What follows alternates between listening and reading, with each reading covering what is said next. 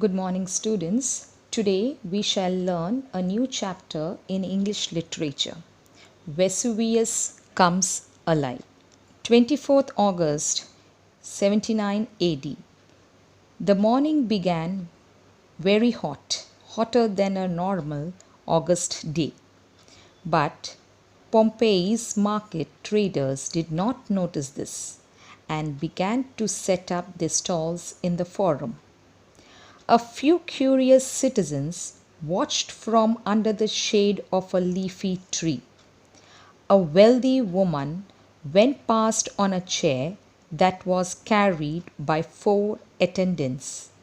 Traders prepared themselves for a day of good business and laid out all their wares.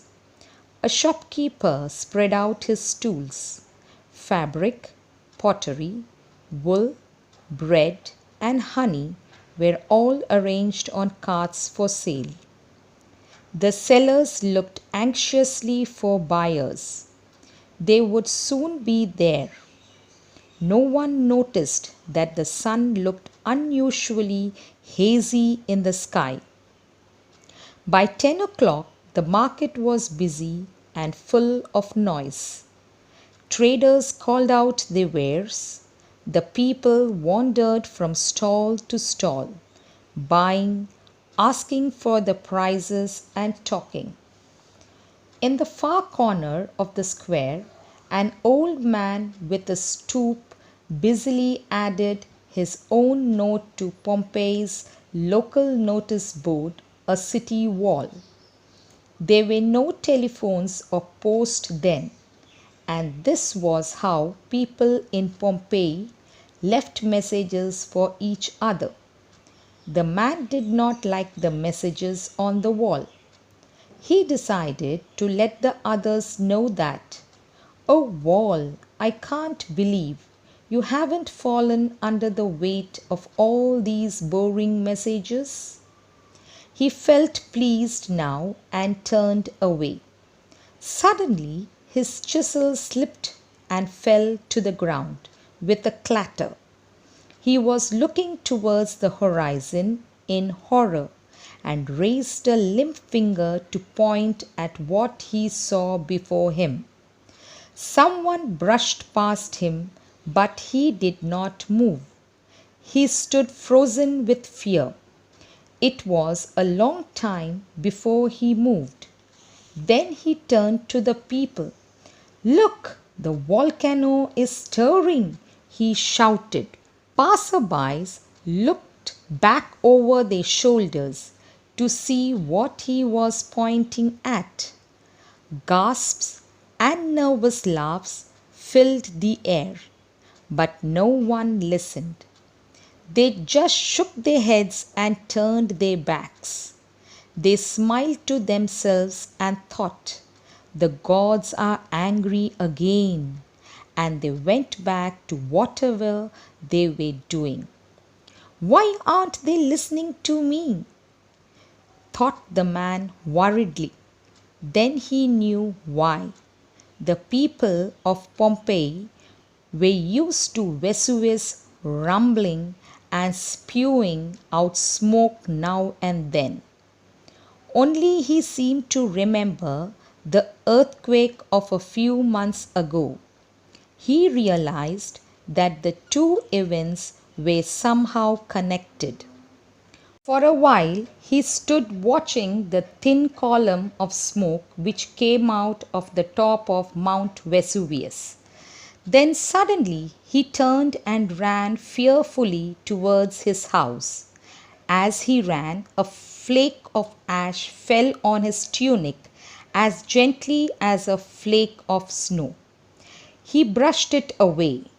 It left a dark smear on the pale linen. When he reached home at last, he found his wife sitting next to the fountain in their garden. He pulled her roughly to her feet. "Leave," he said. "We must leave now. Get everything you can and let's run." "But where?" she asked him in surprise. "Away from that," he shouted. She followed his finger. He was pointing at Mount Vesuvius far behind them. An hour later, he hurried down the street towards one of the city gates. From one of the doorways, a woman called to her children to come in. "We are taking shelter," she told the old man and the woman as they passed by. "With luck, we will be safe in the house." "No, you won't be. No, you won't be. Leave, leave with us," shouted the old man. He always predicts terrible happenings, people thought. This is one of them. And no one except his wife believed they would come true. But the others were wrong. As the hours went by, the column of smoke which streamed out of the volcano grew stronger and larger. Then Vesuvius began to explode.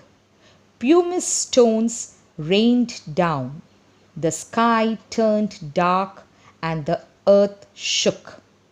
But the people of Pompeii were used to quakes and tremors. All they did was go indoors as they always did when Vesuvius rumbled.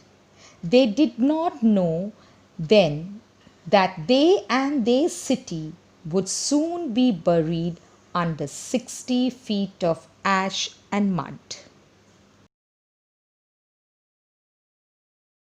Now, let's listen to the explanation of the story. Vesuvius Comes Alive has been adapted from a book named Pompeii, written by Karen Ball.